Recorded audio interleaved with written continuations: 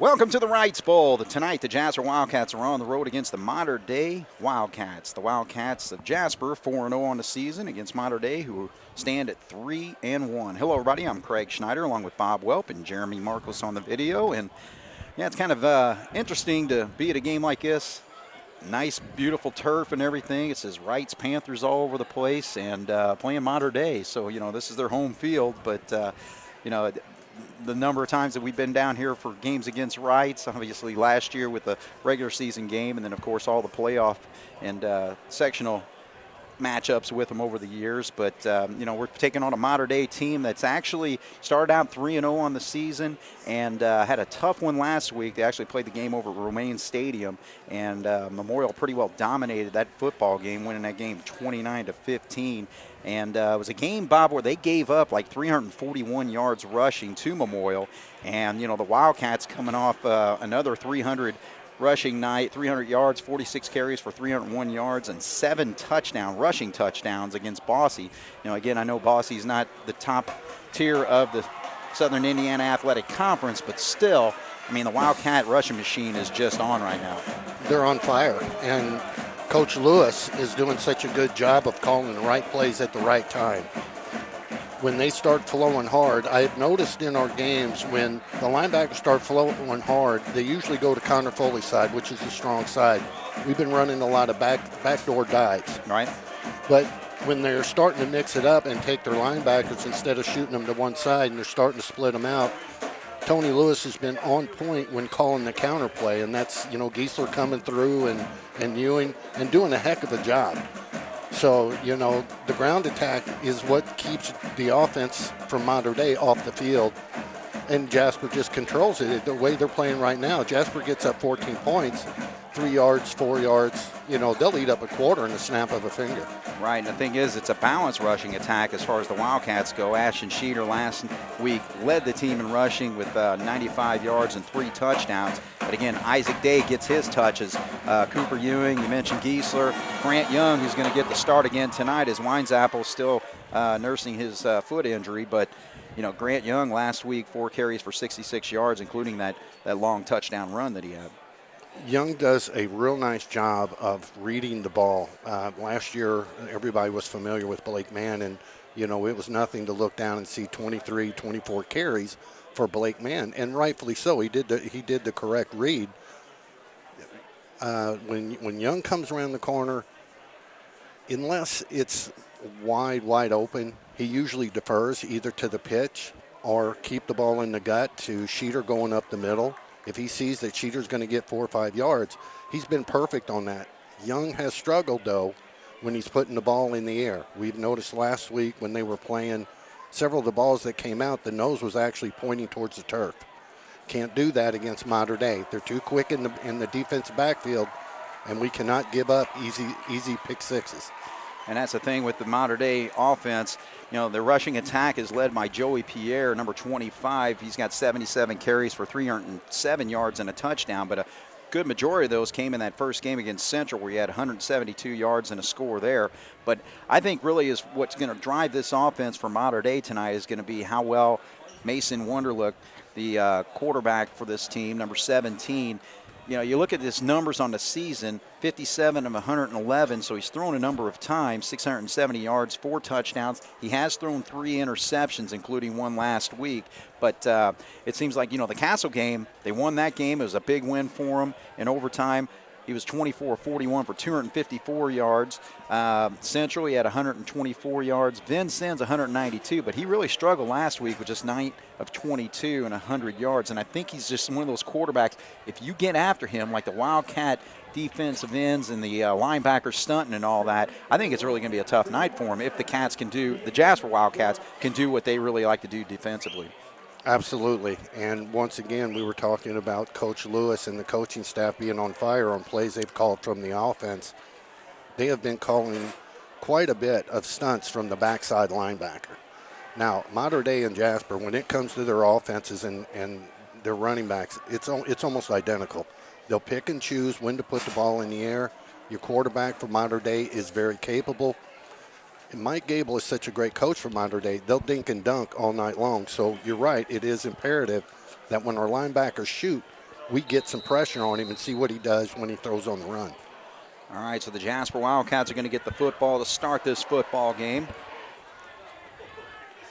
Out there to kick off for the Mater Dei Wildcats, a freshman kicker named Camden Marks, number 47. And he gets a nice boot underway where the Wildcats will feel it right there at the 10-yard line. So straight up the middle, outside, and nice job. I think that was Ewing with the return, gets it all the way to the 35-yard line. And that was the thing last week. We had great field position with our first 3 or 4 possessions right around the 50, 45, 47-yard lines. This is a pretty good start here at the 35. Absolutely, and you can usually tell how Jasper's going to do, how their specialty team receiving does. And when Ewing came up, the hole was there. He just kind of casually came up, stepped on the gas, got through there, and he was an arm tackle away from taking it to the house. All right, as we mentioned, Grant Young under center tonight. And he's got Sheeter, the one back there, and he gives it to him on the first carry, and there's an opening on the right side, so a nice run of about 4 yards on that first down play. Mater Dei will run quite a bit of the 4-down linemen like we've seen in almost every game except the Bossy game. Bossy liked to run more of a 5-down. I think that was due to their defensive linemen also being their offensive linemen, so don't make them move as much. But there was a hole there, and Sheeter just kept driving his leg, picked up a nice 4-yard gain. This time they will run the option, but Grant is met right there at the line of scrimmage and maybe gets a yard, gets to the 40-yard line, so chose to turn it up instead of pitching out to Ewing, who was this pitch man there, but so that'll bring up a 3rd and 5. Did a nice job of coming out. That one right there where their defensive line on that backside, if we're going to run on that side, if their tackle and their nose guard are that far apart, give it to Sheeter every time till they close, and then that's going to open up the outside. All right, looking to go, and actually they run that counter to the outside, but it is read very well there by the Mater Dei defense. Trying to pick up some numbers. That looks like number 50 making the stop there. That's James Ralph. He read that right away, and so the Wildcats 3 and out. Evidently, it looks like the Mater Dei coaches have certain linebackers that's going to be keying on that counter, because Jasper's been very successful with that counter. And they seen the slot back, jab step to the left, cut back to the right, and they shot in, read it perfectly. We had a downpour before the football game maybe about an hour beforehand, and it rained pretty hard here. There's kind of a little flooding coming in, but Cats are able to get that punt off, and it's an outstanding punt. So Charlie Cabrick really improving that punting game for the Wildcat, kicks it all the way down to the 13-yard line. So again, this is just a situation where what the Jasper Wildcat defense can do to get after the quarterback, and I think it's going to be key what happens tonight. Yeah, it essentially is the same game plan on both sides of the ball. Mater Dei showed that they were up for the task in their first defensive series. We'll see what Jasper brings to the table. So the quarterback is number 17. That's Mason Wonderlich, 6'5", 200 pounds. He's just a junior, so still growing with this football team. He started most of the season last year and actually led them to a regional championship once he took over the reins for Mater Dei at the quarterback position. All right, so he's looking to throw here. The receiver falls down and can't quite gather it in. He was looking for number 12. That's Eli McDermott, who's one of his leading receivers on the season. Very fortunate for Jasper that he slipped there. It looked like we were closing well enough to make the tackle. Unfortunate for Mater Dei that he slipped, and you can see the marks down there. And it looks like, at least early in the game, the downpour we had is having an effect. All right, so McDermott in 4 games, 19 catches for 279 yards and 2 touchdowns. So again, one of his primary targets. He also looks for Bryce Humphrey. But look at that, good job defensively making the stop, and that is Potts all over that and knocks him back for maybe about a 2-yard loss. He read it every bit as well as the number 50, James Ralph from Mater Dei on Jasper's last one. Just almost identical. Perfect time, shoot it, read it perfectly. More importantly, when he made contact, he wrapped up and drove him down. All right, so a 3rd and long situation here. Actually a loss of about, we'll say 3 yards. They say 14. 3rd and 13 is what we'll call it. There it is. Right. Look. He's got a man on that seam, and it's wide open. So he's able to connect with number 22, Drew Martin. And that's a big play on a 3rd and long. Gets it across the 30-yard line to the 32. Why we were playing so deep off that is beyond me, because once he made the break, he was just, doing a little skinny post right there, trying to stay on the seam, as you alluded to. We've got to be tighter on that, because once he makes his body move to the inside of the hash marks, that ball's on the way. So we'll call it about a 21-yard pass play there. 1st and 10 for Mater Dei, 8:51 just underway here in the first quarter. The Jasper Wildcats went 3 and out on their first possession. Good. Ooh, that was right in the hands. Oh, should have been picked off. Yeah, it's number 22, Cale Schmidt, was right there. Well, almost explain that picture right there, almost explained perfectly what you were saying in pregame, the pressure. He had to take a step back. When he hit this last inside skinny post, he was able to plant his foot and drive his body forward. That one there, he was throwing off his back foot. Jasper did a great job of reading that. All right, stops the clock at 8:42, 2nd down and 10. Ball rests at the 32. Going to run it, a little sweep to the outside, but again, read very well by the Wildcats, and that's Charlie Cabrick, number 1, coming up to make the stop. So they're trying to get Joey Pierre established with the running game, but both times he's run the ball, they've lost yardage. That's because the offensive linemen are making contact with the defensive linemen of Jasper, but they're not staying with their blocks or sliding off and trying to get to the secondary. And that's all fine and dandy if your running back is already past the initial line of scrimmage, but he's not, so you're just kind of throwing him to the wolves there. So another 3-yard loss makes it another 3rd and 13, so Jasper getting after the quarterback. He throws up there a little bit and actually able to bring it in, so this time he does connect with number 12. So McDermott's able to haul that one in, but he looks like he's going to be short of a 1st down as he caught that right at the 40. They're going to mark it right at the 40-yard line. So I would really be surprised to see Mike Abel go for this. Yeah, it looks like he's bringing out his punt team now. So they needed 13. He was only able to gain 11. Yeah, he was not too pleased, speaking of their quarterback, when he was coming off. He really wanted to go for it, but that's where the coach has got to step in. Yeah, it's early in the football, so again, field position right now, and that's going to be a fair catch there by Day right at the 19-yard line. So Mater Dei gets 1 first down on their first possession, but then have to punt. Jasper with their second possession with 7:52, and they'll start at the 19-yard line. I'm not sure, but I'm kind of guessing that that's Jasper's worst starting position of the year, inside the 20. I was trying to think off the top of my head real quick if we've ever been inside the 20. Yeah. All right, so Grant Young out here with his 2nd series of downs here for the Jasper Wildcats. See if they can get Connor Foley involved in the offense as they split Albran to the far side. The inside dive is there. All right, so they give it to Sheeter. So Sheeter's still out there running the football. We'll see Day shortly. He's actually now kind of heading up to the coaches there.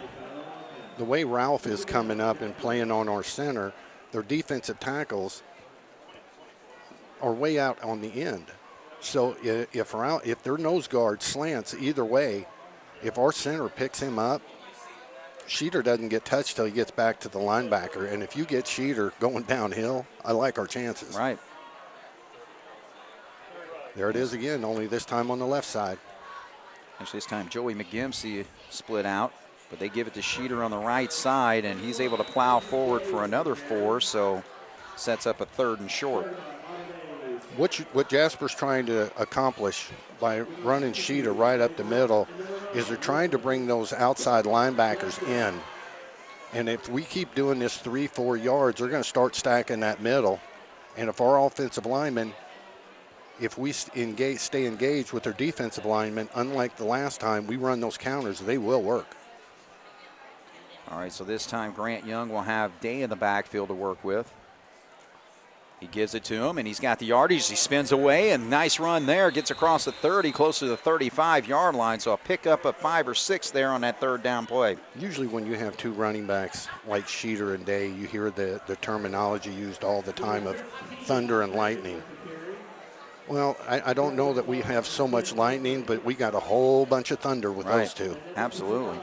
You know, Sheeter is more of a I'm just going to run type over you.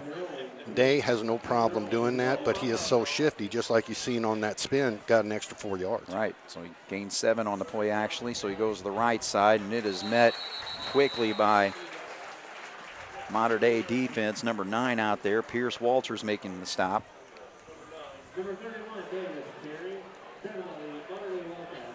So a pickup of 2 on that play. Mater Dei is starting to scoot their linebackers up a little bit tighter, almost as tight as what Jasper does on their 3-3 stack defense. What does that mean? That means Connor Foley across the middle should be there. Well, Jasper has run 7 running plays, so they're kind of setting up an opportunity for a bootleg or play action. But nope, they keep it up. Nope. Oh, Grant, Young just sneaks through. Found an opening on the right side, and he is going to take it all the way if he can get in. Yes, sir, for the touchdown.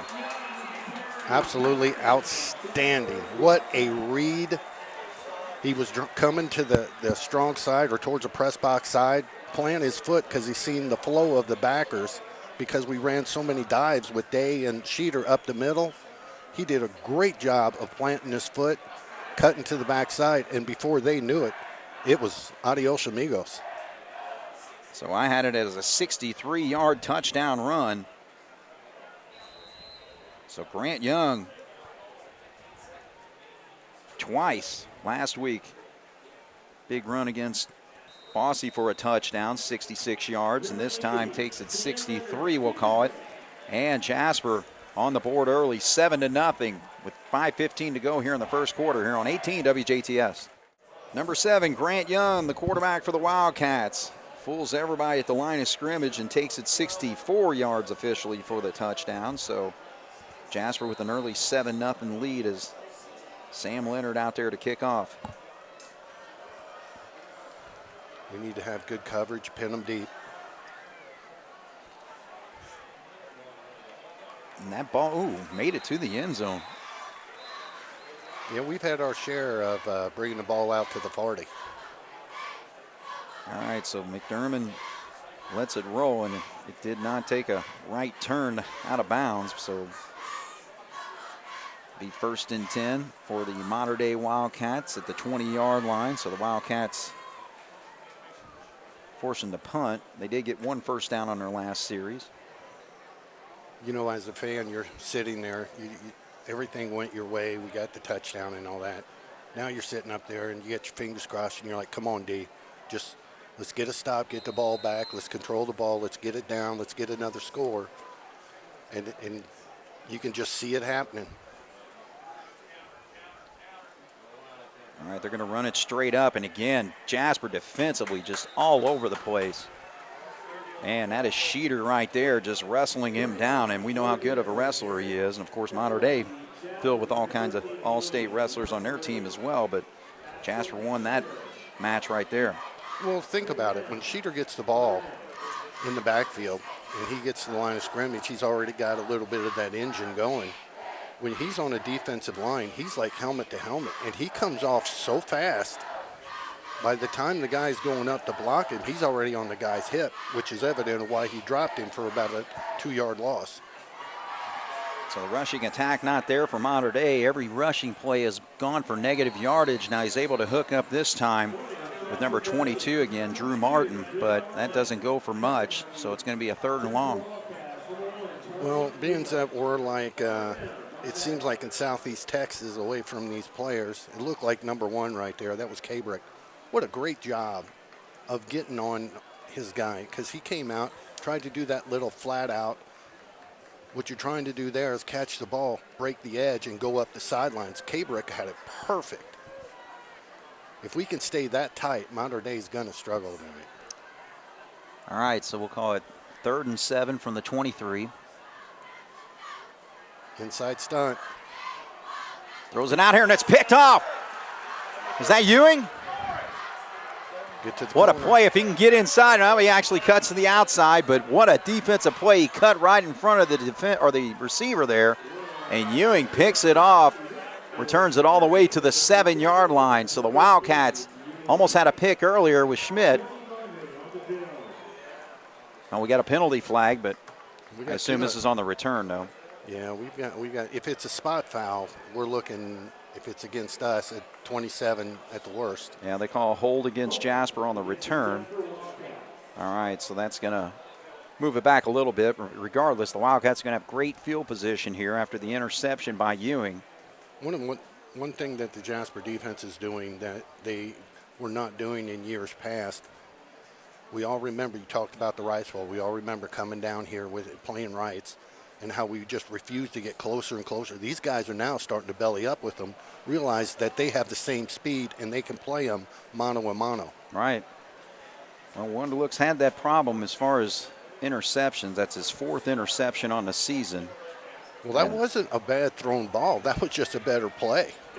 I mean, he read that perfect. That was very indicative of Bear when Bear took it back against Rice twice. That second one, right. He just read it, broke it, made sure he looked the ball in, and just took off. Now Jasper needs to get points. All right, so 1st and 10 from the 24 after the penalty. And he gives it straight up. And all right, so Sheeter has the carry there. I think number 50 also in on the play for Mater Dei. Again, James Ralph making a stop. So he's a nice big plug there in the middle of that Mater Dei defensive line. Yeah, he does. He's a really solid defensive player, and if you watch him, when he comes off the ball, he does a good job of getting up into the shoulder pads of the offensive lineman. So 2nd down and 7. Young keeps it again, and now he tucks straight forward after the fake handoff there, and so he's able to get inside the 20 to about the 18-yard line, so to set up about a 3rd and 4. Mater Dei did a really nice job of taking number 40 and moving him to the outside. We double-teamed Ralph on the inside, trying to pinch him down to give Young the good read coming up the middle, but their linebacker flowed perfectly into the hole. But, you know, Young did a nice job keeping his feet driving and picked up an extra couple of yards. All right, so 3 men in the backfield this time for Jasper, and they give it to the right side, and that's going to go to Day. So Day is going to be short of the 1st down, so it's a 4th down situation, and they'll spot it right there at about the 16-yard line, so we'll call it 4th and a long 2. Mater Dei is so disciplined on their defensive line right now. They were coming up, and they're holding their ground. When our counters worked so well against Bossy and when they worked real well against Wrights, those guys were flowing. Everybody was flowing hard to the Sheeter and Day side, and our counters would sneak in. These guys are now holding their positions. It looks like there's an opening on the right side this time, but they're going to play action. Young's got a man wide open, and he hauls it out there. Touchdown. He's able to find Albrand. Albrand got behind the defender, and he's able to haul it in for the score. So, well, J.T. Mayer for Mater Dei, when he went out with Albrand, when Albrand made that cut, I don't know if he hit another gear or what, but he separated himself by about 2 yards. And being that separation happened, J.T. had to really fly out there. And the only way you can run at full speed is head forward and go. And Young just snuck it over his helmet. Perfect. All right, so the Wildcats, after a 3 and out on their first possession, offensive machine is rolling right now with 2 scores here in the first quarter with 1:32 to go. Leonard puts it through. Jasper 14, Mater Dei 0 here on 18 WJTS.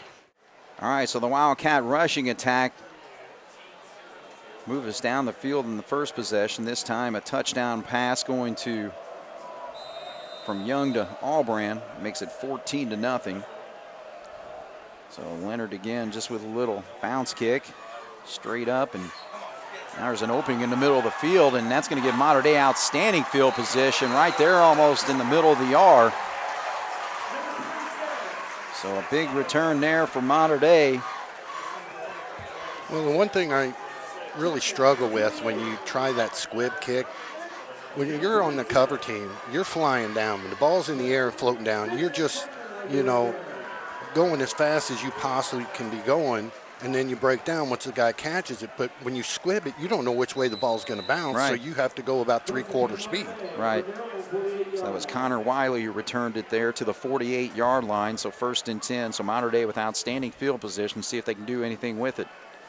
Little play action now. He's got a man wide open if he can hit him, and he's just waiting for it, and he's got McDermott, and he hauls it in, and Ewing is at least able to stop him inside the 5, so he did not get in the end zone, but again, that just shows what this passing attack from Mater Dei can do. Well, we were talking about during the break that with the way that we're playing, especially on the interception, the way we're jumping the routes, the hitch and go was there. Now, even though the quarterback didn't fake pump, there was a hesitation step with their receiver about 12 yards down the field. We kind of bid on it a little bit, and they've got just as much speed as we do. They got 3 yards, and he had to put the ball in the perfect spot, and he did.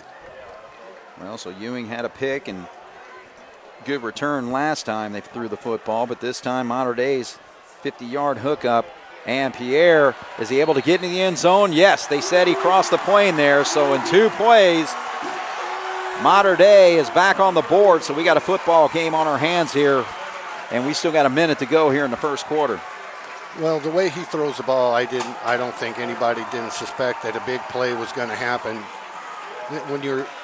When you're going against these Evansville teams, you just got to make sure that big play after big play after big play, which we're all familiar with in Wrights way back in the day, you just can't let a million of them happen.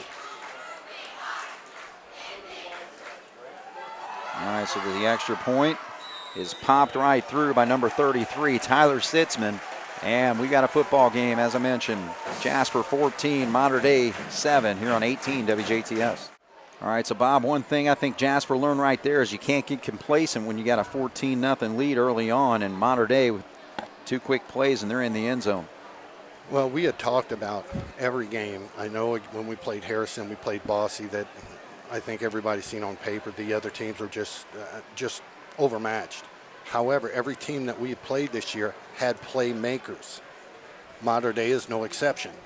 Their quarterback, if he's on fire, he could cause some problems. But the good thing, Jasper was up 14-0. Okay, they hit a big play. If Jasper can get the ball, march it right down the field, put some points on the board, be deep into the second quarter, everybody starts to forget about that particular play. So it's really up to the Jasper offense to take control of this game again. Yeah, just continue to do what they've been doing. All right, so the boot.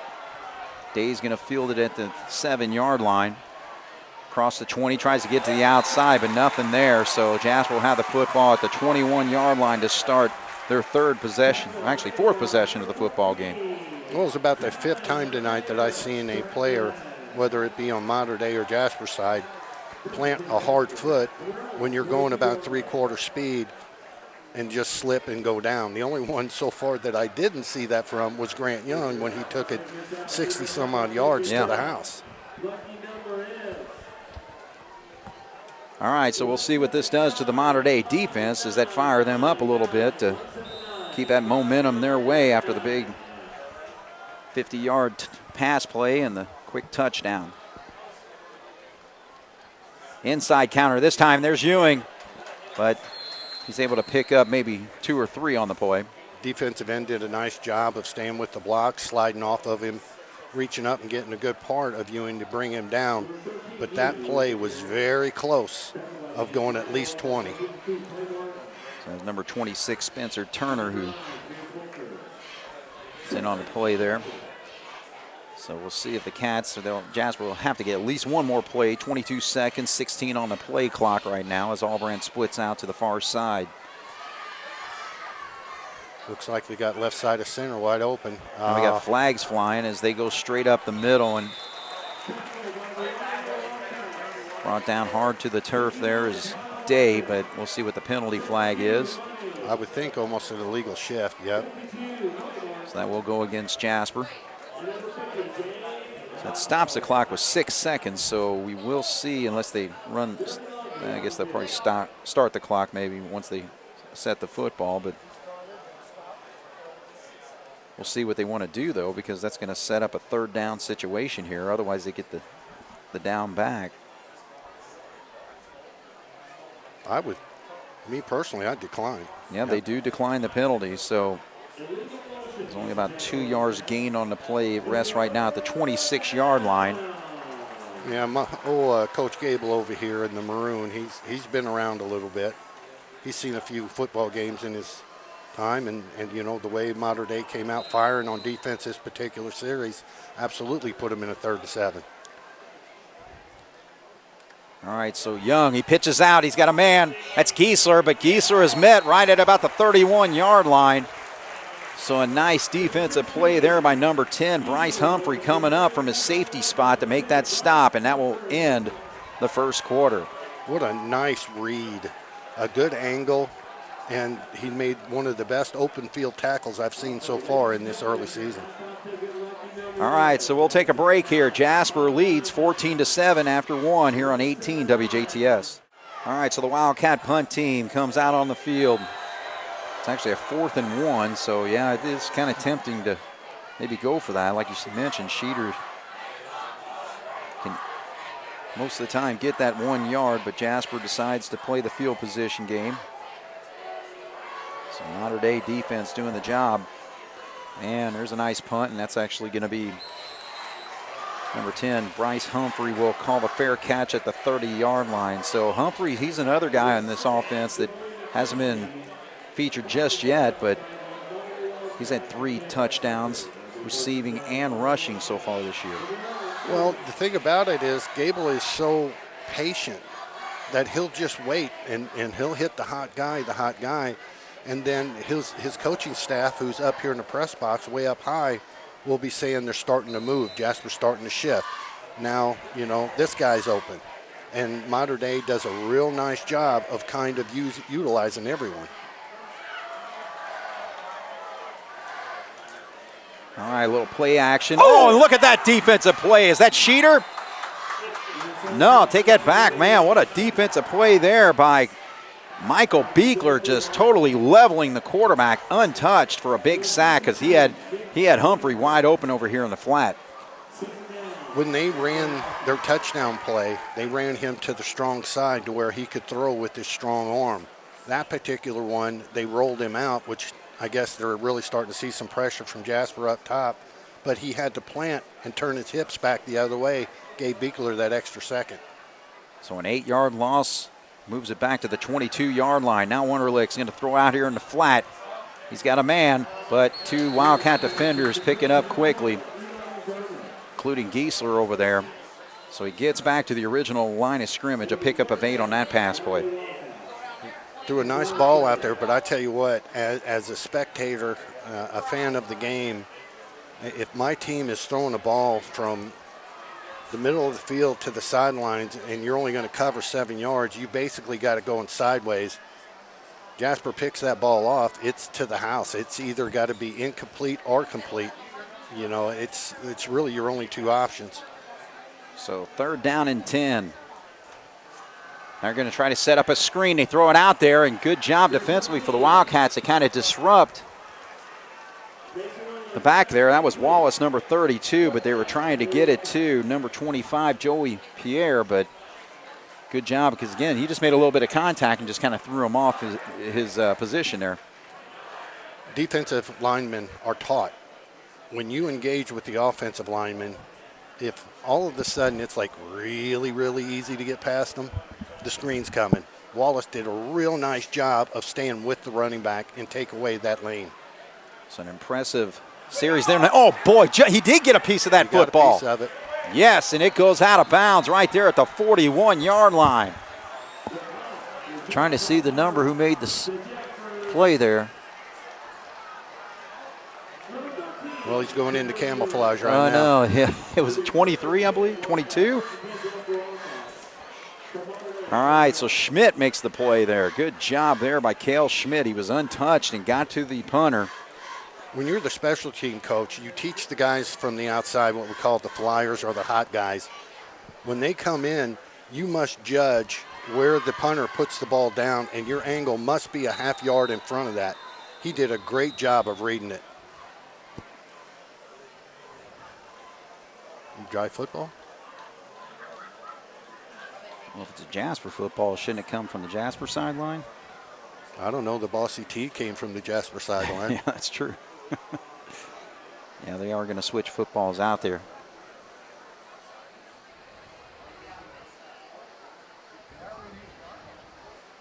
It's funny. It just may be me, but if you look at this film of this game, it looks like the Jasper sideline over there is quite a bit darker than the sideline over here.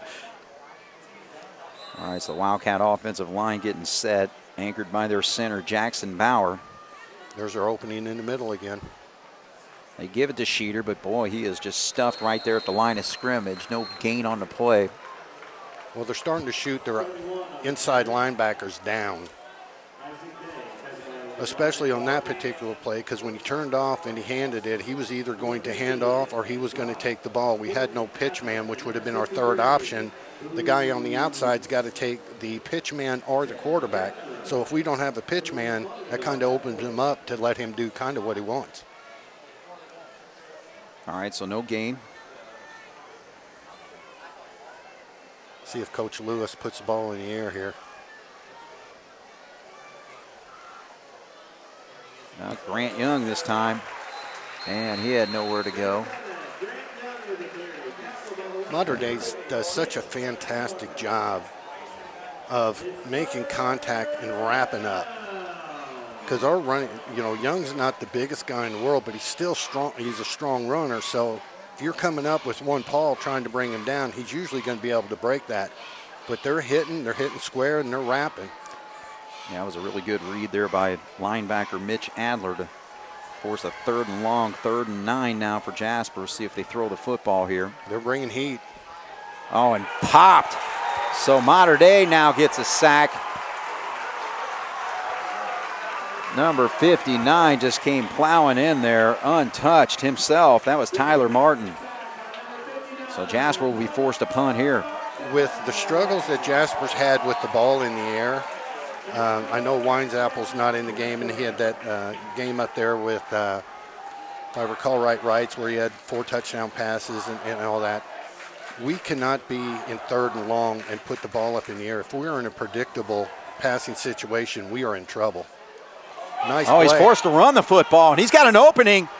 Keep going. He's got that first down right there at the 30. So good job by Cabrick.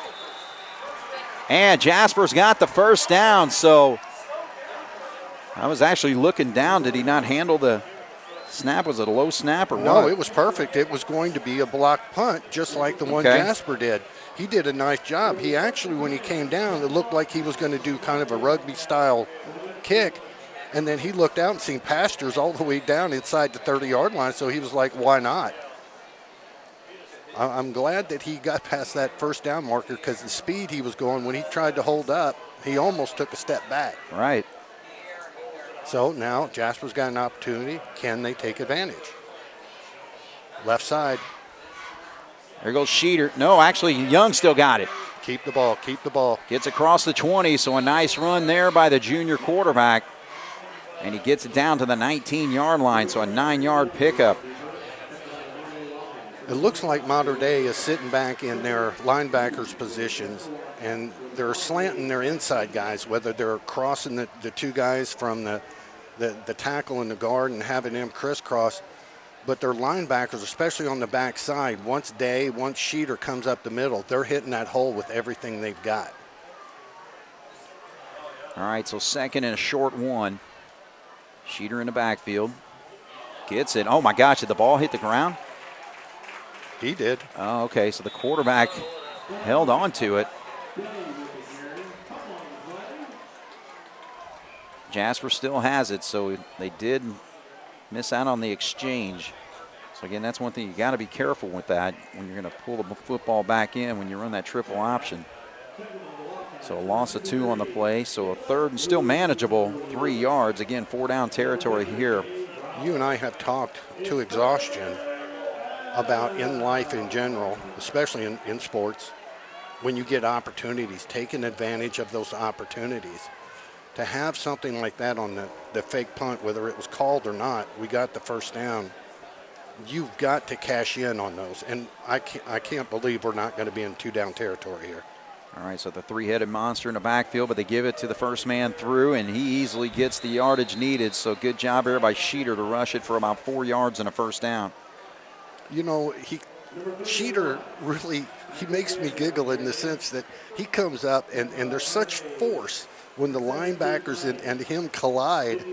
And then all of a sudden you see those gold helmets start to go back about 2 or 3 yards after you think Sheeter's down. I mean, he is just so incredibly strong. Well, you talk about physicality. My goodness, he has to show the physicality rushing the football and then have to go on the other side and do it in his middle linebacker position. So 1st and 10 from the Wildcats. Young pitches it out.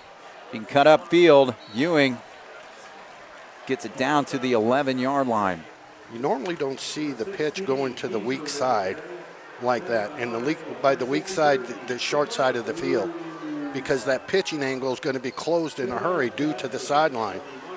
But when Young came out, he made him commit. And when he stepped up, Young got the ball out on a nice pitch. We were very fortunate to gain anything on that because the sideline was right there. 5-yard pickup sets the ball at the 11-yard line. 6 minutes to go here in the second quarter. Jasper with a 14-7 lead over Mater Dei. And going with the power backfield.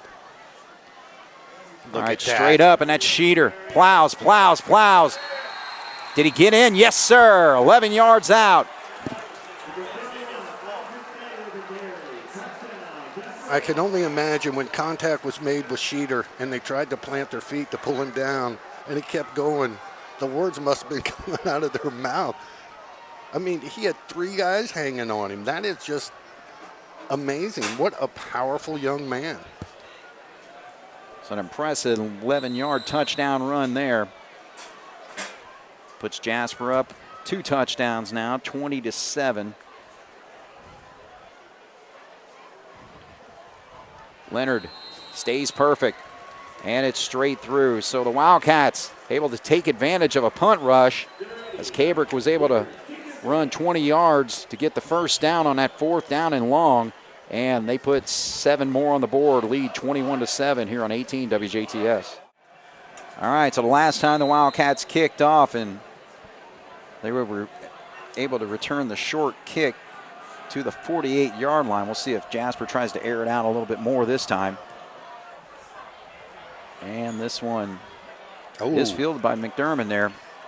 Lights out up at about the 8-yard line, and Jasper's able to stop him at about the 23, I think is where they're going to spot this. So it looked like a mistake on his part because it sure looked like that ball was about ready to hop out of bounds. Right. Because he was right there on the 10-yard line when he picked it up, and he couldn't have been but more than a half a foot from that sideline. There's no doubt in my mind it was going out. But fortunately for Jasper, he did pick it up. Jasper had good coverage, brought him down. Now our defense just has to bring the same intensity they've been bringing all year long. Absolutely. All right, so 1st and 10 from the 23-yard line. Playing a safety over the top. All right, he's trying to throw it out there, and again, they're trying to get Bryce Humphrey involved in the offense, but I don't think he had good handle on the football there. And like I mentioned, we did see a lot of rain earlier, so it might be a slick ball they're playing with right now. Well, I'm sure it looks like they're trying to move him in and out pretty fast, but fortunately for that young man, that ball was offline because Giesler had a bead on him. And by the time he caught it and tried to straighten his body up, number 16 was going to put him down on the turf. Yeah. All right, stops the clock at 5:40. Jasper up 21-7 right now. Second quarter action here. Wrightsville in Evansville, Indiana. There we go. Bullet, again, trying to hit Humphrey, but too low on the pass there. So that will stop the clock again. 5:36, 2 incomplete passes, 3rd down and 10. Well, you had brought him up about them not really getting him involved, and they tried to come into that skinny seam. Now, here's what Jasper's doing. When those 2 guys come out, one on the hash, one over towards the numbers, Jasper's coming up, and they're playing a man up. Well, the guy on the inside really ought to be playing more to the inside to take that seam away, because if that guy there cuts out, he's running into his other receiver. All right, Humphrey's going, I'm sorry, Wunderlich going under center, but now he backs up, takes the snap, throws it way out here. No timing at all. He had too much pressure on him. We got 3 white shirts standing back here saying hello. Yeah, so 3 incomplete passes. Jasper's going to get the football right back, assuming that they're able to get this punt off. Jasper's got a finger on one earlier. And then Mater Dei had a chance for a block, but Cabrick doing an outstanding job eluding it and rushing for the first down to keep that drive alive where the Wildcats scored on their last possession. Well, it's unusual to get 2 block punts in a game. The one thing Jasper has to do is not put their eyes down. They must keep their eyes on the ball. Mater Dei did that. We got picked up the first down. High snap, but he gets it off. It's a good punt. And this is going to take a bounce, see where it goes. Everybody backs off, and wow. That's all right. Okay, so that is an outstanding punt. All the way inside the 20. So, man, oh, man, that's about a 60-yard-plus punt right there. So Jasper with the football, but again, just an opportunity, milk the clock. You got 5:18 on the clock right now, but hold on, we got a penalty flag over here, and that's going to be a hold against Jasper. So that's even going to push him back further. But, again, just kind of keep that sustained power drive football and just keep these sticks moving here to finish off this half. Well, you said a mouthful right there, Craig. Every Jasper fan out there wants to see another score on the board. But the most important thing is to eat that 5:18 up. Even though Mater Dei appears, according to the scoreboard, if this one's correct this year, we've had so many that's been off. If we get a couple of first downs, their timeouts should not affect us at all. Just a couple of first downs, eat the whole clock. We need to stay out of the 3rd and long situations. All right, so Jasper's going to have to go really the full length of the football field. 90 yards for their next score if they're able to pull it off on this drive as the ball's resting inside they call it a hold.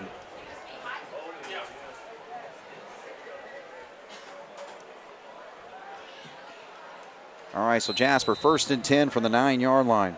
Looks like they have Day in the backfield. Nice spin. Give it to him, but he is stopped. Number 63 was right there. That's Nicholas Boots. So looks like no gain on the play. Gain of 1. They're going to put it right there at the 10.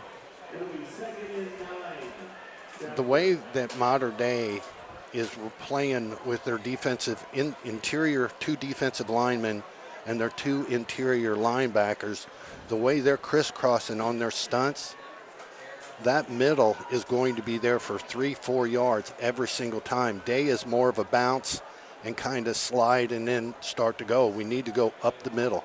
Here he comes. All right, well, they run the ISO that way, and now he's able to break to the outside a little bit. Cut. There we go. Cuts it right up the field across the 20, close to the 25. They'll mark it right there at the 24, so a nice pickup there of about 14 on the run, 15. I'll have to talk to Mr. Day after the game. I just made the comment that we were struggling bouncing to the outside, and he just rattles off about 12, so he kind of made me look pretty silly. But if that's the end result, I'll take it every time. All right, so a big first down for the Wildcats, a little bit of breathing room too, getting it to the 23-yard line. So 1st and 10, 4:10 on the clock here. First half coming to a close. All right, so that's Giesler. And he's tripped up, but he's able to get across the 30-yard line to about the 32. So a pickup of, we'll see, about 8 or 9. We'll call it 8 yards on the run. Joey Peer, their defensive back on the far side, is doing a really nice job, especially on that play, of holding his ground. When we have played back in our day, Coach Roller was always worried about those counters, and he kept telling people, stay at home, stay at home, stay at home. If Pierre does not stay at home there, Giesler's still running. Nice job on Mater Dei's part. All right, give it to the left side. So Day gets the first down yardage. So from the 32 to the 37, a 5-yard pickup. That's all Jasper has to do, because if Jasper gets in a 3rd and long situation, Third and long, I mean, 3rd and 7 or more, possibly 6, the way the interior of Mater Dei's playing.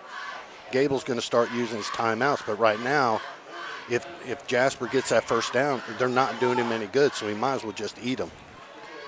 All right, so 3:19 on the clock. Clock running now as they move the chains there. 1st and 10. There we go. Day straight up. Little hesitation there at the line of scrimmage, then saw the opening and burst forward. And he'll pick up another first down. So this Wildcat rushing attack just rolling right along. Started at the 9-yard line, now at the 49. That's all they have to do. And we could get down into field goal position or punch it in there. Now, we talked about Mater Dei possibly using their timeouts, especially when Jasper was pinned down deep for a field position and a quick strike. Jasper gets another first down here, you might want to keep an eye on Coach Lewis and his timeout situation. Right. All right, so rolling right along with 2:44 to go. Ball actually at the 48-yard line. Grant's going to keep it, and he'll get to midfield and across it. They're going to spot it, I think, right at the 50, so a pickup of 2. Just protect the ball. That's the big thing right now. Grant Young did a great job of getting both his mitts on that ball and holding it to his body like the last loaf of bread on earth. And that's all we have to do. Now, I would suspect if Jasper runs the play and they get up to a 3rd and short, that Coach Lewis will be the one probably to burn his timeout. If they stop us for no gain, I look for the timeout to come from Mater Dei's side. We will be inside at 2 after this play, and now there's penalty flags flying, so we'll see what this is all about. Well, I don't know if it's going to be the call, but there was some holding going on this backside. Mater Dei shot hard to the inside, which was right into the side of the play, and the offensive lineman couldn't do anything but reach up and grab him. Yeah, so that flag was thrown by the line judge there. Oh, legal shift actually from Jasper, so that's going to push him back. Stops the clock at 1:57. Yeah, but we'll take the illegal shift. That should just be 5 yards as compared to the holding. All right, so that moves it back to the 45. So still 2nd down. Jasper in great shape right now. But especially with that penalty, you got to think that Coach Gable's going to be quick with the tee. All right, so clock's running again at 1:47. See how far Jasper takes the play clock now. We're down to 10 now. And that's the thing, you want to be aggressive. It's there. Oh, he pitches it out there. And so that's Ewing. And he's able to get out of bounds. That stops the clock, but a good chunk of yard. Oh, wow, they said he went out of bounds at about the 48-yard line. Man, I thought he was further along than that, but must have stepped out of bounds right there. So, well, unfortunately for Jasper, if that is indeed where he stepped out, he got a shot late out of bounds, and they did not flag it because he got hit about the 44-yard line, and if that's where the ball went out, then he was already out of bounds, and there should have been a 15-yard flag on that. All right, so clock rest at 1:31. Jasper 21, Mater Dei 7. Ball sits at the 48-yard line in Mater Dei territory, and Cats want to call a timeout. So it's a good call. Tony Lewis didn't like the defense he was going against on that 3rd down play there, so we'll take a break. 1:31 to go. Jasper's 21, Mater Dei 7 here on 18 WJTS. All right, so Jasper facing a 3rd down and 6 from the 48-yard line. I would be shocked to see Jasper put this up in the air. Nope, they run the counter. There we go. Good job. Geisler gets the first down, rushes down to the 38-yard line. Big play there, 10-yard pickup. Well, not only that, Jasper's able to save some of their timeouts because they stop the clock until the chains are set. So you got yourself about a 6-7 second timeout to where you can get in and out. Now they've got it started again. All right, we're wasting too much time. All right, so Jasper, you got to be careful. If you do decide to throw the football, you don't want to throw anything too far to the outside to give them a wide open lane on a potential return. That is a good call. So we're inside a minute now. Jasper is play action, so they run it to the opposite side, and he's got a man. That's Foley with a big snag there inside the 20. That young man just, they don't utilize him as much as I would like, but when they do, I mean, just absolutely outstanding. But once again, Jasper got that first down. They were out of a 3rd and long, a must-pass situation, and Tony Lewis called the right play on the right down. So, right. you know, his play calling is just incredible. And again, to the short side of the field, too, so it's a conservative pass play, but a big pickup of 18 yards, actually spotted at the 20, stops the clock at 52 seconds here. So they give it to Sheeter straight up, and now he is bulldozed, but he picks up about 4. So 44 seconds. We'll see if Jasper, now they do call the timeout here, so that's their second timeout, I believe. Yes, so we got 1 timeout left. All right, so Bob, in this situation, I mean, you know, again, you're going to run another play. I think you maybe take a chance towards the end. So, well, you got 2 plays, really. You got 2nd down here. But, you know, maybe I think you throw the football here possibly because, you know, if it's not there, it's incomplete, stops the clock. You still got that 3rd down play and a timeout in your hip pocket to maybe kick the field goal. Well, you've read the game perfectly. Put the ball up in the air. Don't take a sack. Take us out of possible field goal. But put the ball up in the air, let Foley go up and get it. If you throw it over his head, no big deal. The clock stops. You take your 3rd down, they have the timeout, just like you said. Yeah. You move the ball to the middle of the field. You eat the clock, you call timeout, bring in your field goal unit, and hopefully you go up by 21 points at halftime. The other thing, too, make sure it's on the short side of the field over there because, again, yeah, it's like, you know, go to the end zone, airball it up there. We've seen what Foley's been able to do this season, jumping over defenders and catching footballs like that. So I think be a nice 2nd down call here, but we'll see what Cats decide to do. I'd be surprised if they run the football here because, again, in that situation, you know, you're forced to kind of burn a timeout here. You know, and if they got no gain, you would think they'd come in and they would spike it. Yeah. And I did say, you know, get a field goal, go up 20, 21. They'd actually go up 17, but you know, that's 3 scores, and that's all you really can be asking about. However, Foley's on our near side over here as they kind of run the red formation there with the wideouts, or blue formation, wideout split left. Now he's going to throw it out. Oh, man, he did not throw a football there. No, that one slipped coming out of his hands. We've seen the quarterback from Mater Dei bury a couple short in there. I mean, Young is not throwing a lot tonight, but other than that one right there, he's been rather effective. Yeah. So, you know, what do they do now? They still got the timeout, 35 seconds. It is 3rd down. I'm looking for Sheeter probably off the right side, him or Day. Possibly counter coming to the strong side. Yeah.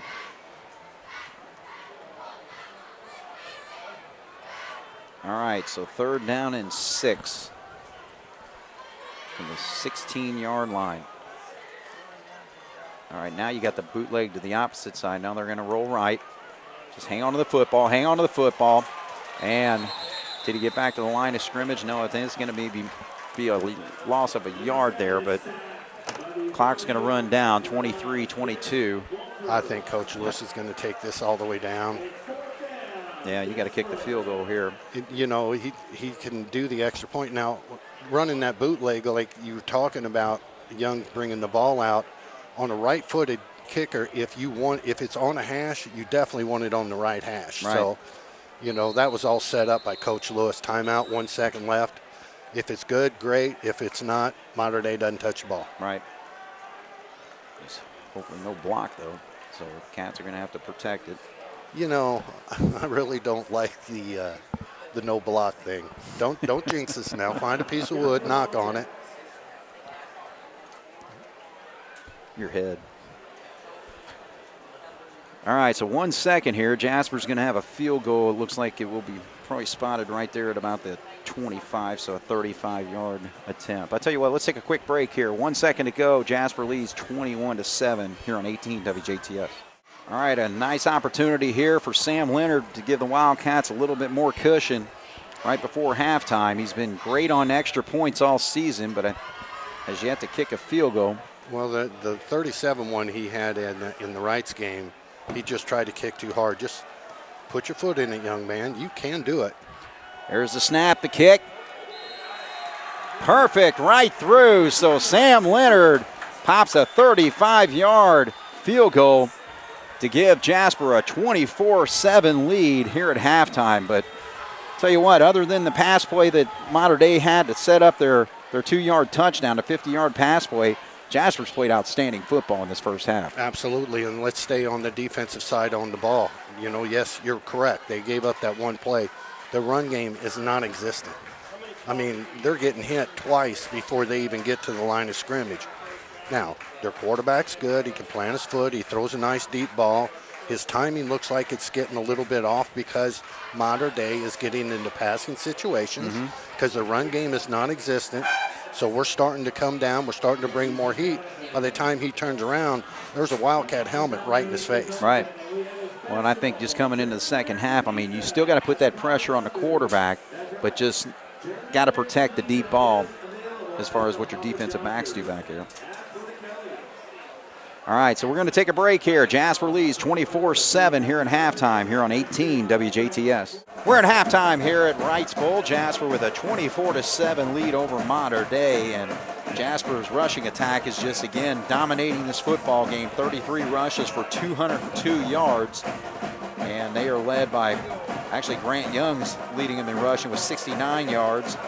Of course, he had the 63-yard touchdown run. Ashton Sheeter, 41 yards and a score. Isaac Day again steady with 39, and Ian Giesler 3 carries for 23 yards.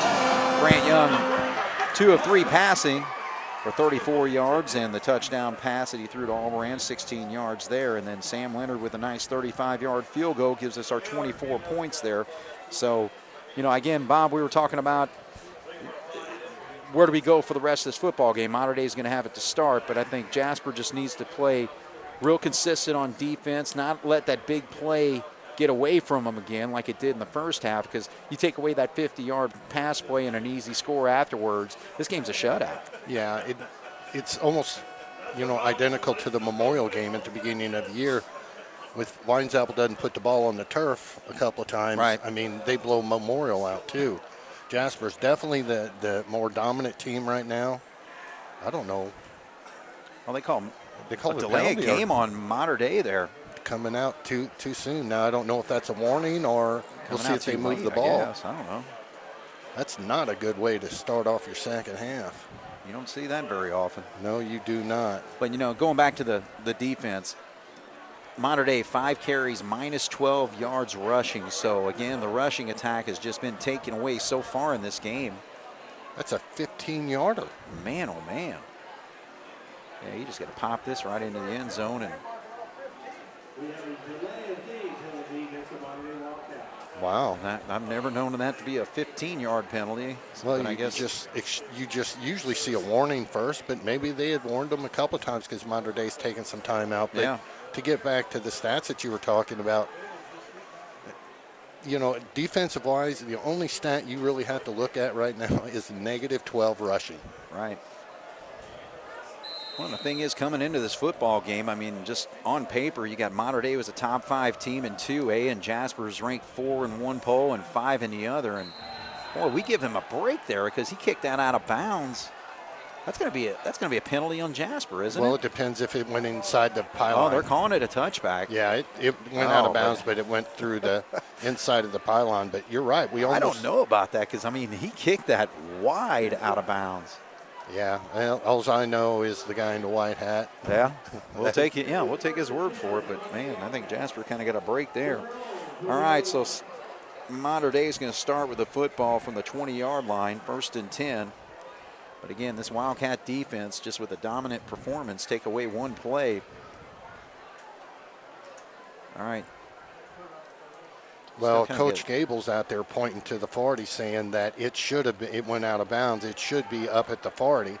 But the referee out there said that it was inside the pylon. Right. All right. Okay, so we've got some discussion going on here. Yeah, well, I'm a little confused still about that delay of game. I've never known it to be 15 yard. I totally agree. I mean, the only way that I've ever seen that as a 15 yard, and you so rarely see it, so I'm kind of going back a ways, is when they had warned them and they still didn't do it. So not only was it a delay of game, but it was an unsportsmanlike delay of game, and then the 15 yards would come in. But you know, let's get this clock running. Let's get the second half started.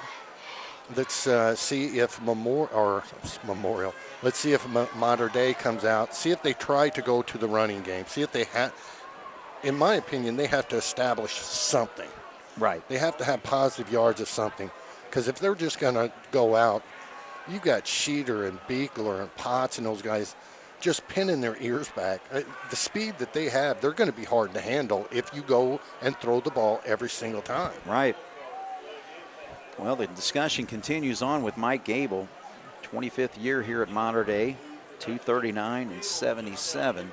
Doesn't look like he really liked that explanation. Now he's yelling at him again. All right, so regardless, we're going to start 1st and 10 from the 20-yard line. So the delay of the game ought to be on the officials. Yeah, no. They wasted way more time here. But, yeah, I think Jasper got a break in 2 areas there with the delay of game 15-yarder, and then looked like they did kick it out of bounds, but they didn't call it. So 1st and 10 for Mater Dei. Here we go. Jasper 24, Mater Dei 7. We're really bringing our guys up tight. All right, so they're going to try to run the football, and there's Pierre, and nothing there, and he is spun down quickly there, and I'm trying to see who makes that play. Yeah, I think that was Potts, number 58, who made the play there, but Cale Schmidt also in. Yeah, Jasper's doing a much better job tonight of reaching up, and when they're getting the ball carrier, not trying to make the big play, not trying to get the strip and take the ball and run it back. Just do your fundamentals, wrap them up, bring them down. You know, so they got to get 1 yard gain, so now they're at a negative 11 yards. All right, so 2nd down. There it is, inside. Look to the flat now. He's got actually a man up in the seam there, a little slant pattern, and he's able to connect it with number 19, Ethan Stoltz, and that's going to be a 1st down there. So Mater Dei all the way to the 40-yard line. There was a little confusion going on with our defensive backs on the far side. If they're lining the 2 guys up on the far side and they're running that seam route up the hash line, up the hash marks, if they're only lining up 7 yards apart, we have to play on the inside to take that away, because they cannot break outside because they'll run on top of each other. All right, so a 19-yard hookup, 1st and 10 from the 40. Oh, there's pressure. There's pressure, and he's going to go down. Good job there. Looks like Wiseman making the play. Did a nice job of getting low and keeping his feet going. And I'm trying to catch the number of the defensive back here on this back side, because that's where he wanted to go, and it looks like Albrand, because he bounced up and he went about 7 yards, popped in the middle. The quarterback dropped back, looked for the guy coming across the middle. Albrand was right there. If he lets that ball go, Albrand's going to the house. Another turnover. Yeah, that was a great job by Albrand. So Ty Wiseman with a big sack there knocks him back to the 30-yard line, -10 on the play. Looks like they're trying to set up a screen right up the middle, and they get it to Humphreys. Now he's got some running room. Dances away and gets across the 40 to the 45, all the way to the 48-yard line. So Jasper completely fooled on that play and gives up 18 yards. Well, what you do on the offensive side of the ball, if you're getting too much pressure, you run the screens, try to get those guys to slow up a little bit right there. Now, just like when they ran the other screen and we dropped them for a loss, we were there right there, but Mater Dei did a better job of coming up and double teaming and pushing our guys out, allowing him to get to the middle of the field. All right, so Mater Dei, 3rd and 2 here. They give it to Humphreys, but he is met at the line of scrimmage. I don't think he's going to get there. No gain on the play. Good job defensively by the Wildcats. 5 white shirts right there.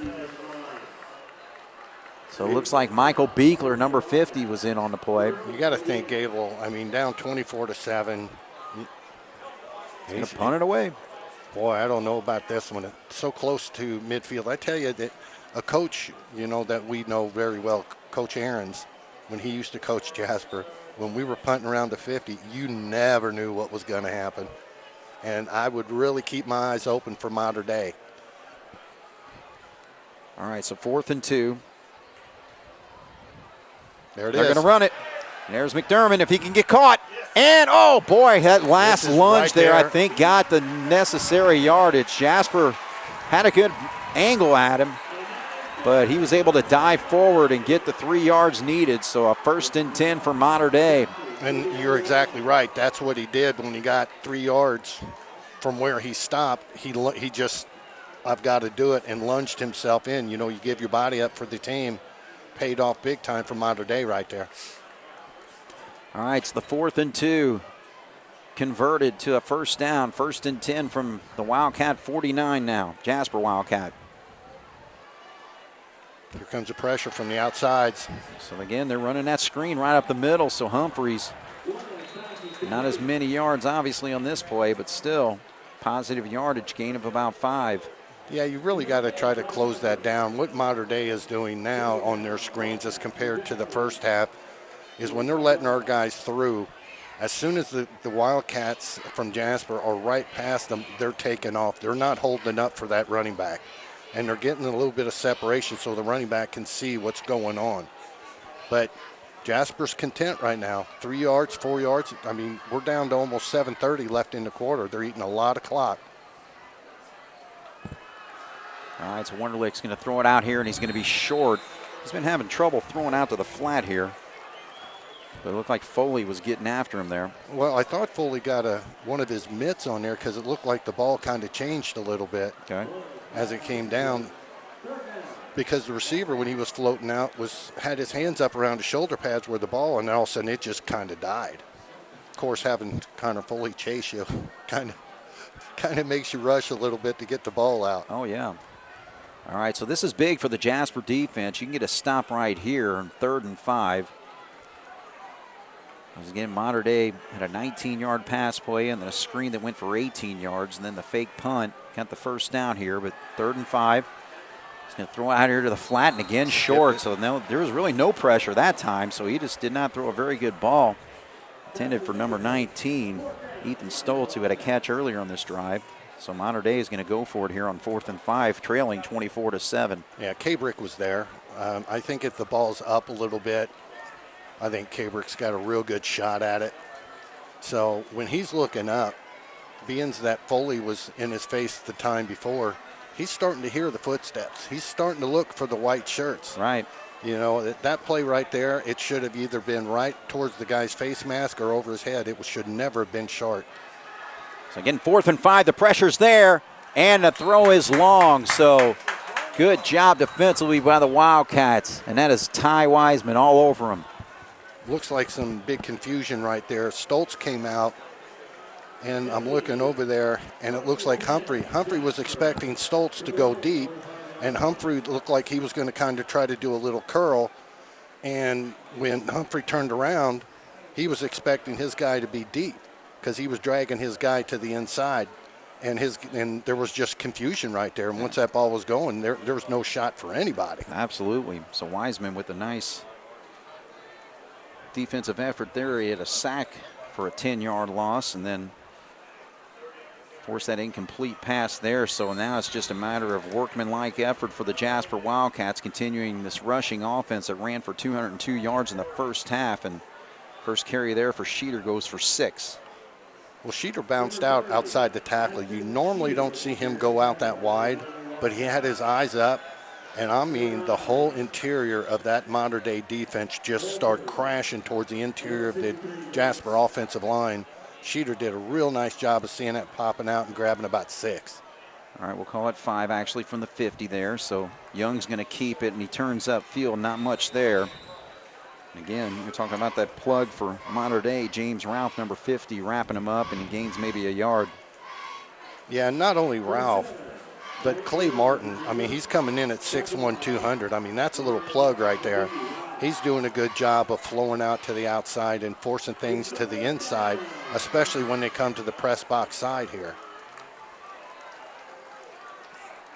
But I would really like to see them continue to give the ball to Sheeter and Day right up the middle with them running this 4 defense. Well, they run it to the left side. So not much there. So we'll see if Jasper plays the field position situation here on 4th and 2. but they are going to punt the football. Yeah. So Day only gained 2 on the play. Well, I Maybe think it's 3. wise. I really do. 24-7, we're down to, almost 5:35 to go in the quarter. Right, clock got, running. Yeah, we got 16 seconds left on the play clock, see how long they take it. But, yeah, just if Mater Day scores, it's elementary at this time. Just at this point, just make them eat clock. Well, you need a really good punt here so that Humphreys doesn't get a return. That's a good one. So there he's actually going to let it drop. And Jasper, if he can get there, fields it right at the 1-yard line. Good job there by number 11, Tyler Atkins, to stay on top of that football, and an outstanding punt by Cabrick. Boy, it really was. In fact, you would think that Atkins was in a yoga class because he kind of had to take his body.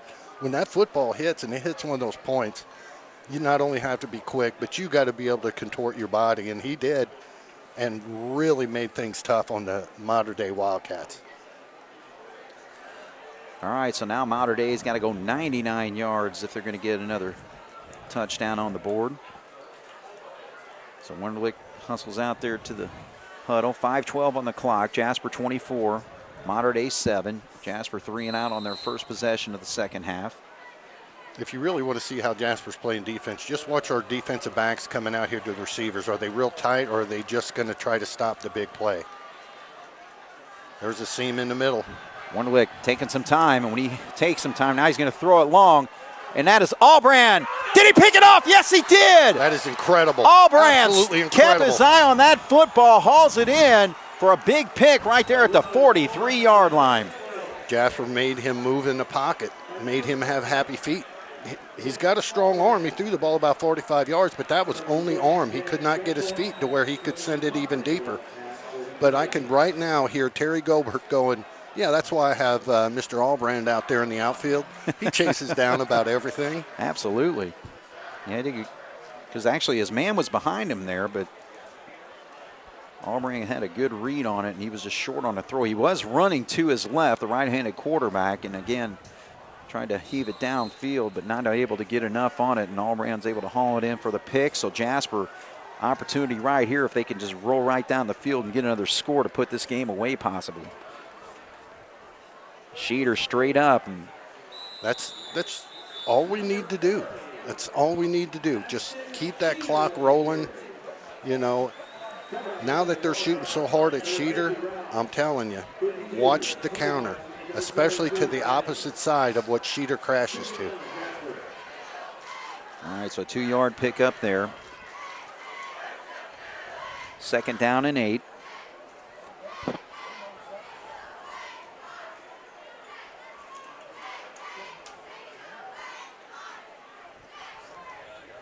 So Albrand splits and got Gieser in the slot there. Counter. There's the counter. No, actually does. He cuts inside. Move. There's Ewing. Ewing with a nice move to get away there. Gets it down inside, or actually right at the 35-yard line. Well, that was all Ewing. When he came out, we pulled our backside guard to come out. And when he did, Mater Day had such good penetration on the side that the ball was run to. They got low and tripped up our linemen. So, Ewing just made an incredible plant of the foot and a cut back to pick up an extra 3. All right, so 3rd and 2. 4-down situation here for Jasper, 4-down territory. They get the first down here. We got Day in the backfield this time. Usually when Day's in, we're running away from Foley. We'll see if they stunt that middle linebacker to cover the middle, but actually Grant keeps it, and he gets the first down. So Jasper, 3-yard pickup there, so they pick up their first down of the second half. When they shot Day up the middle, Day essentially was the blocker. It's Coach Lewis over there is playing such smart football right now. Guys, first down, just move the sticks, move the sticks. Here we are. They've got it. The clock started again, and we're down to 20 seconds on the play clock, down to about 3:20 on the quarter. Lewis is just pulling the right strings again in the 5th game of this season. The Wildcats are really working that left side, including the left guard, Gus Heichelbeck, but this time they go to the right side, and that's Day, and he turns up field. Kind of forced his direction out there by number 40, Mitch Adler, but he's able to get the ball to the 32-yard line, so a pickup of about 4. Sheeter is more of the anvil. I would say Day's more of the hammer. Right. But it's the good, what really works well for Jasper is the shiftiness of Day.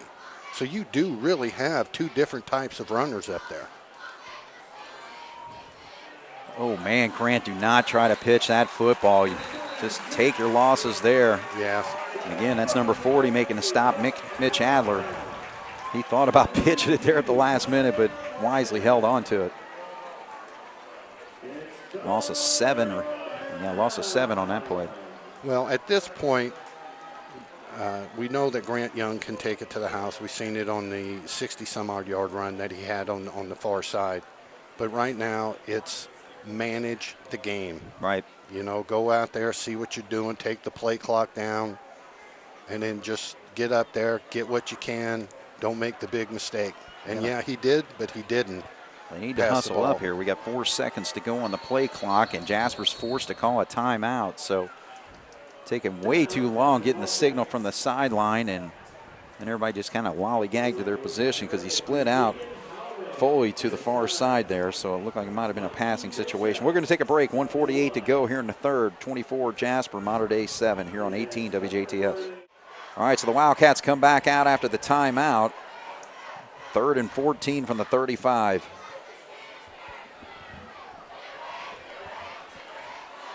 Actually changed up their play, I believe. They're going to throw it out here. If you can get that block, there it is. Oh, that's pretty. Allbrand races upfield. Good job. Jasper has worked that play to perfection this year, and this one comes up huge. 17-yard hookup for a first down.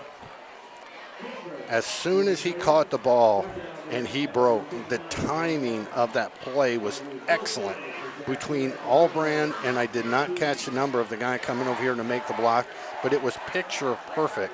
Allbrand cut to the inside, and that poor Mater Dei fella, when he kind of looked to the inside and seen the white shirt ready just to crush him, it was just all over. Well, the 2 times it's worked, it's been Potts and also Beekler who've made that block this season, so we'll have to see it on the replay when we watch it later on, but the run to the right side gains 2. Yeah, Sheeter.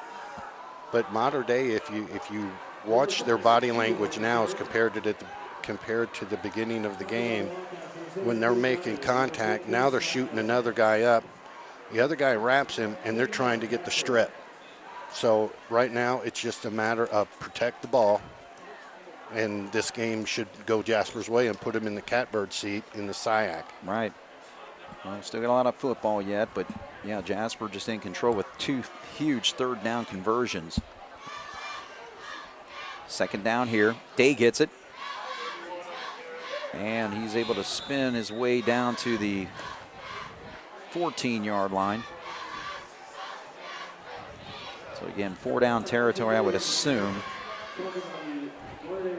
So I think in a situation like this, I mean, yeah, field goal would be nice, but if you can, I think you got to go for the 7 points and hang it on a possession, but that's going to bring us to the end of the 3rd quarter.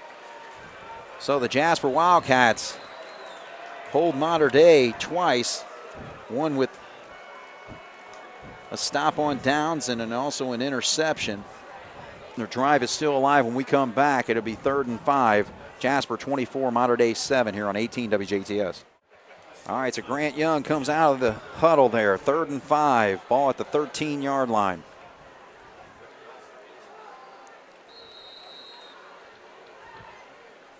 Looks like they're squeezing their linebackers up, trying to take Sheeter away from the middle. Look out for a bootleg. They're going to throw it. Foley, nice little pitch and catch right up the middle. You got that tight end pop pass, and it goes for the touchdown. So Jasper gets the score. What a call. It was a great call. Outstanding call. So good job there for the Wildcats. It's a 13-yard touchdown play. I guess Coach Lewis got my text about Foley up the middle. Yeah. You saw it from up here, didn't you? Well, Jasper's not been utilizing it that much this year, but you and I have seen it each and every game. First of all, there's very few people that's going to match up with Foley. All right, somebody's not on the field right now. Now they actually haven't run the play clock yet, so we're getting a break here. What is going on? I don't know, but on the extra point, don't burn a timeout. Just take the penalty and just move it back. And Leonard's good enough to where 5 yards, it won't even phase him. It was actually the holder who wasn't out there. I'm hoping he had a little bit of equipment trouble. Yeah, that's Joey McGimsey. They had everybody out there but him, but That's luckily pretty. Cats are able to pop it through for the extra point. So Jasper 31, Mater Dei 7 here on 18 WJTS. All right, so Jasper with that last drive, key plays, 3rd and 2. Grant Young with a 4-yard touchdown or 4-yard run on that play. But the big one's 3rd and 14 is hook up with Allbrand on that wide out screen. Perfect block, set up a 17-yard run for the first down there, and then the tight end pop pass for the score. All right, so Mater Dei from the 25, and he's going to run it back to about the 33. So, all right, Bob, again, defense, just do what you do, man. Yeah, I'm sure Coach Lewis had told him at halftime, he is down on the sidelines. He sees the same thing we're seeing. Guys, just don't give him an opportunity. When we're driving the ball, let's don't put it on the carpet. Let's don't hurt ourselves. Tonight, Jasper has not had any penalties, which we call drive stoppers. They did have one fumble. It looked like it went down on the turf, but they did not lose it. So they have not given Mater Dei an opportunity. Mater Dei gave them an opportunity, and Jasper has taken full advantage. Well, the thing is, you get a 3 and out here and you get another score, then you're just going to run the clock for the rest of the half. And good pressure That's there. dead. They're trying to set up that screen, and good job. It was read very well there by the Wildcats. Trying to see, actually, I think that was Beekler that really kind of slowed him up, and then the rest of the Wildcats were able to stop him there. But, again, they're just trying to – it worked on a screen up the middle to Humphreys earlier that went for about 19 yards earlier. But, yeah, I think the Wildcats have really got a good read on what Mater Dei is trying to do tonight. Absolutely. And I think that people, when they heard Coach Lewis talk at the beginning of the season, when he was talking about putting his athletes on the defense and getting speed out there, he knew exactly what he was going to be running into in the SIAC. All these wide receiver screens, these little floodies. You got to have guys with speed to get out there. And Jasper's not only using the speed, but they're wrapping up. All right, he's going for the home run ball this time. And he cannot connect. So he threw it to the outside. Just a little too far out there for number 21 McDermott, or number 12 McDermott to pull it in. So that's going to be a 3rd down. I don't understand when the guy's coming, the speed of the 2 guys on the far side with Mater Dei. When you run that deep flag like that, and you take the guy with you, have the other guy come up and come through the middle, because our safety's going deep too, and the middle's open. Yeah. They're just not seeing it. All right, so he's going to throw it out to the flat this time. Jasper's able to make the stop, but he gets the first down. So a hook up there to number 19, Ethan Stoltz. So a pick up a 14 and a first down for Mater Dei. Just keep the big play away. That's it. They get their first down, they get 20 yards. That's fine. Where the score sits right now, if you can make them use, 45, 50 seconds every single play, they've got no shot.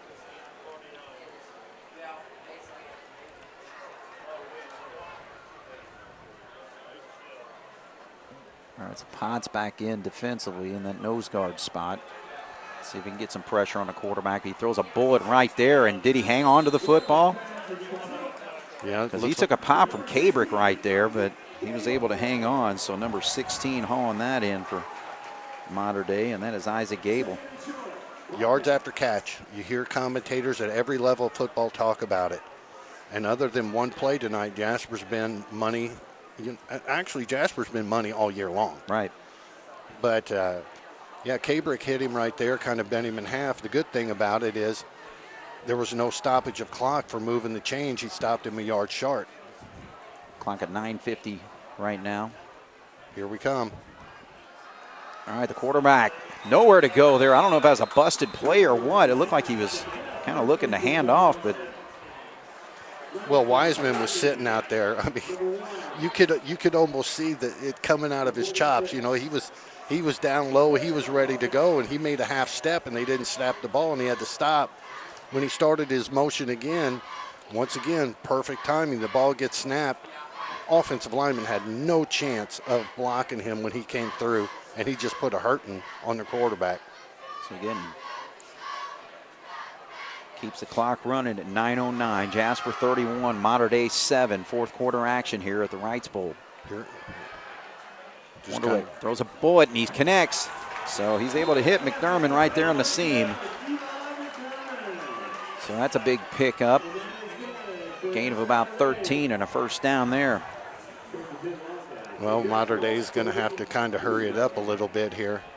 We're already down to about 8:50 to go in the game. Jasper's made them use almost the entire fourth quarter, which is just exactly what you want to do. You've got no threat. Protect the ball, make them take time. You've got no threat of losing this game. So we got trips to our near side here. Wonderlic throws it out there. He and McDermott are kind of on this series, but Ewing's able to knock him out of bounds. But well, they actually say stop the clock. So knocks him out of bounds there at the 22-yard line, so he's going to be short of the first down. 8-yard hookup.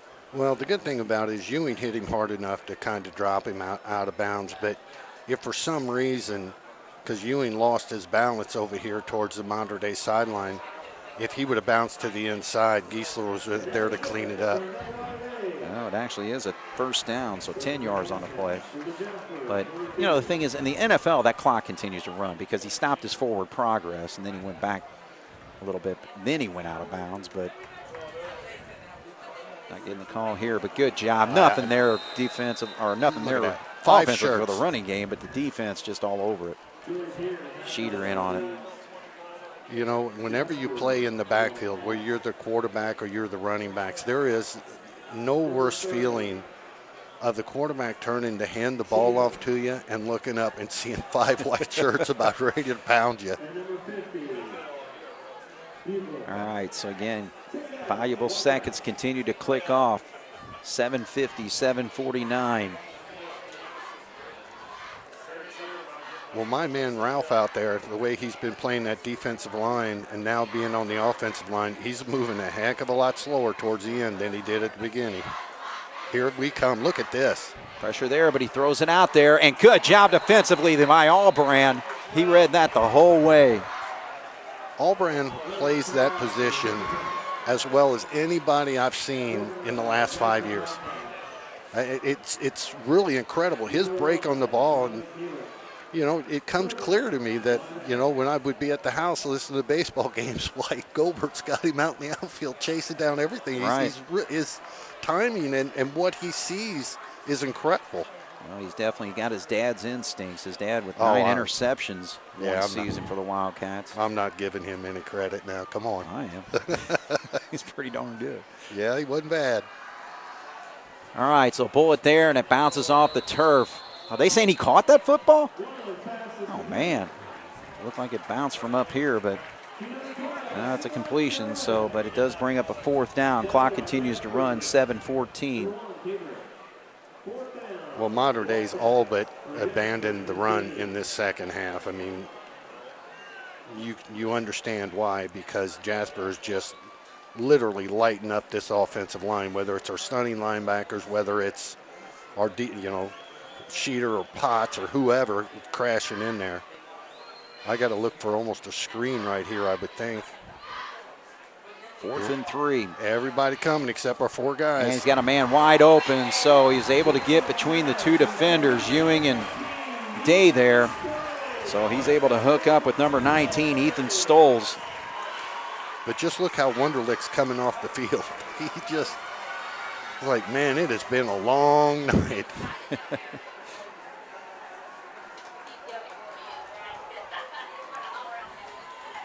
All right, so in this situation, does Mater Dei go for 2 right now? I think down by 18, you got to go for 2. Well, I would, yeah, you got to get every point you possibly can. Well, to make it a 2-score situation if they can score here, because Make it a 16-point game. Right now they're down by 18, 31-13 with 6:43 on the clock. They spread the field. Does have two running backs back there, including Humphreys in his back. Now they're going to play action. They're looking for, Humphreys right there in the flat. Shot. Nothing there.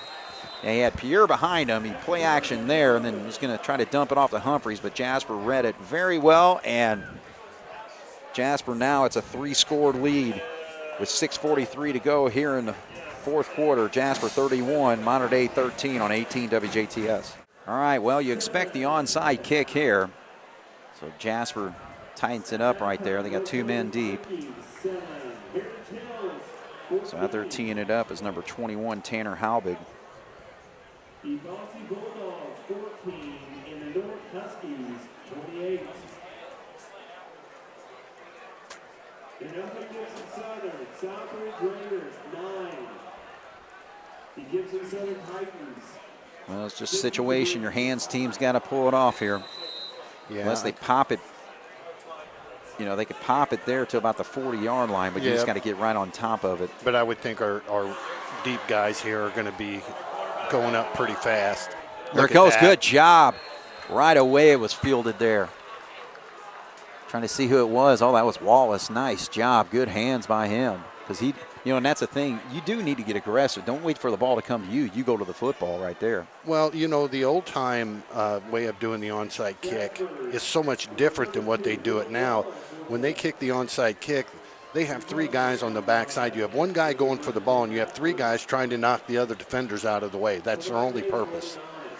But Wallace he gobbled it up, and down he went. And the huge benefit is that you get great field position if you do field the onside kick. So Jasper's got it from the 49. I got to think Mater Dei's going to start bringing heat up the middle. Oh, no. Look at the Wildcats. Day.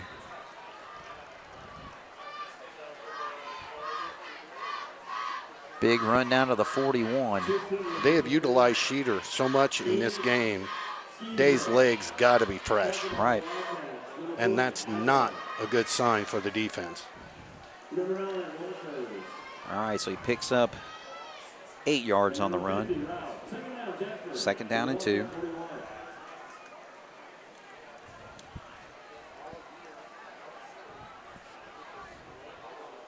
I would just keep pounding them with Isaac Day here. There you go. Oh, actually 7 keeps it, so Grant Young gets the first down, 3 yards. Clock at 5:52 right now. It stops it briefly. Well, not only is Mater Dei shooting the middle really hard because we're doing that. Well, you got to be really careful if you're Mater Dei because Day does such a good job of his lateral movement of bouncing out. But Young is now looking over the defensive linemen, looking at the linebackers. The linebackers at the beginning of the game did a nice job of holding their position. Now they're starting to lean where they're going. Grant Young looks up. He sees that. Well, they're going to take Day in the middle. I'll just curl around. First down. Jasper keeps eating clock. All right, Cheater gets it this time, and he's able to power his way across the 35 down to the 33. So again, just right here, move those chains, milk that clock. Touchdown's a bonus, really, but. Well, the big plus right now is the conditioning of Jasper. You think about Ashton Sheeter out there, he's playing both ways. Absolutely. And he's not slowing down at all. And our offensive linemen, they have been in the trenches. It's been tough sledding for most of the night in the middle, but they're still firing off. Can't forget that Potts and Beekler also going both ways most of the night. Now Grant Young's going to keep it this time. Number 26 was in on the play, and that's Spencer Turner. It's going to bring up a third down. Gain of 1. So 4:22 on the clock. I think at this particular time, I mean, there's really no sense in punting the ball down here. It's got to be 2-down territory. Right. Because, it bounces into the end zone, comes out, to the 20, 25, whatever it is. You don't gain anything. So we'll see if Jasper can take the 2-down situation out of the equation here by getting the first down here. Well, they gave it to Day. He sees an opening on the right side, but it closes quickly, and he's able to get down to the 30-yard line. So you go for it, obviously, on 4th down, 4th and 2 here with 3:47 in the clock running.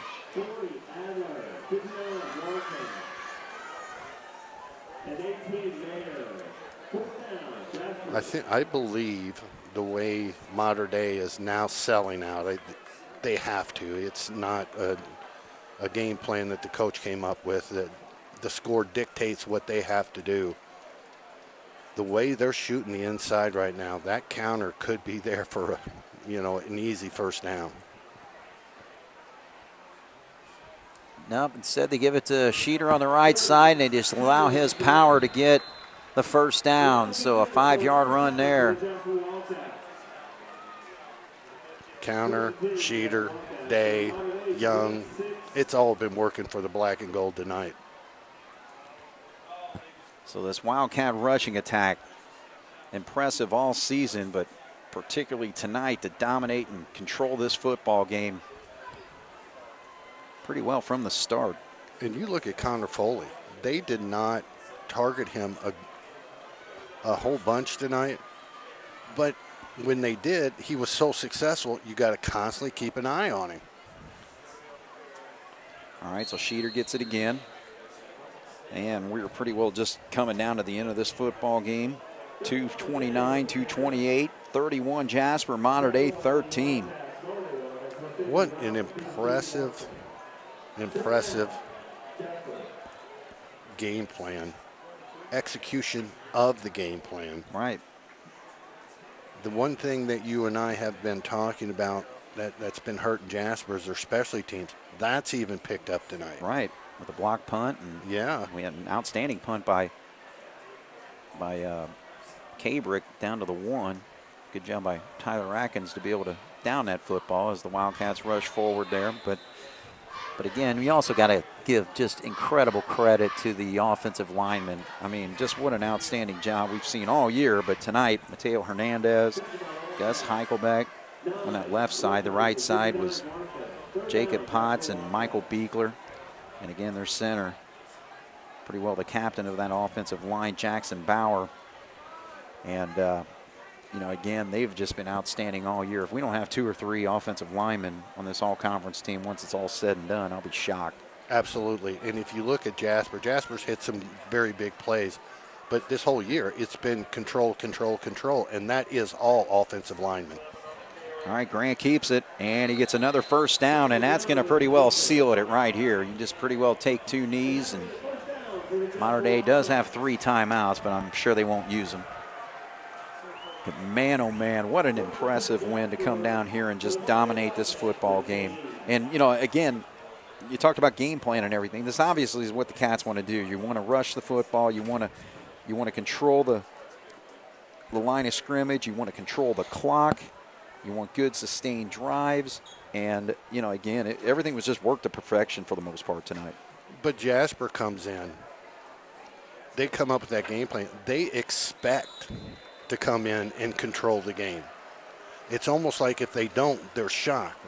A lot of these teams is like, well, if we can do this, and then, well, if we can do that. Not Jasper. They're coming in this year saying, look, you're not stopping us. We have got too much desire right now. We're just going to run right over you. And really, you think about it, they have not been challenged this year.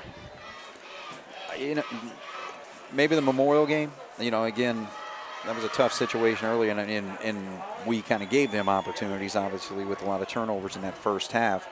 But, just managing this football game offensively and defensively is what Jasper accomplished tonight.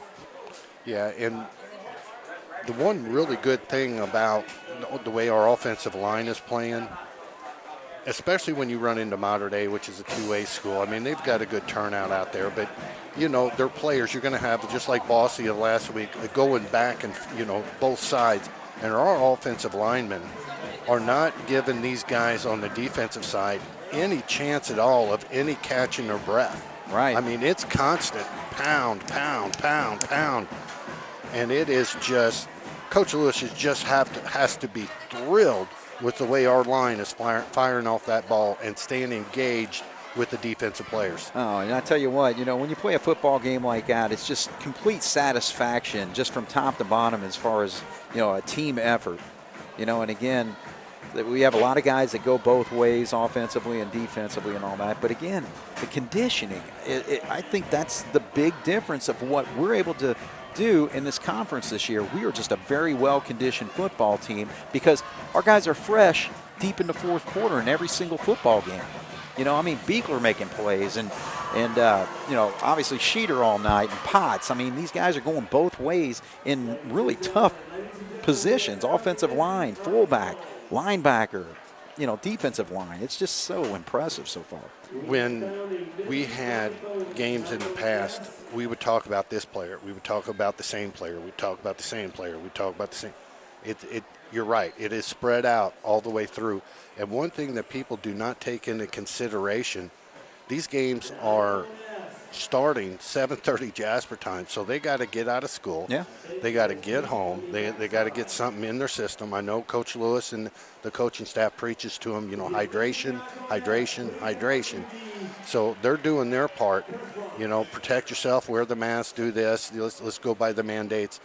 But he's coming out, and they're coming up here starting at 7:30. That's not an easy task. No. And they were coming ready from the very get-go. I know.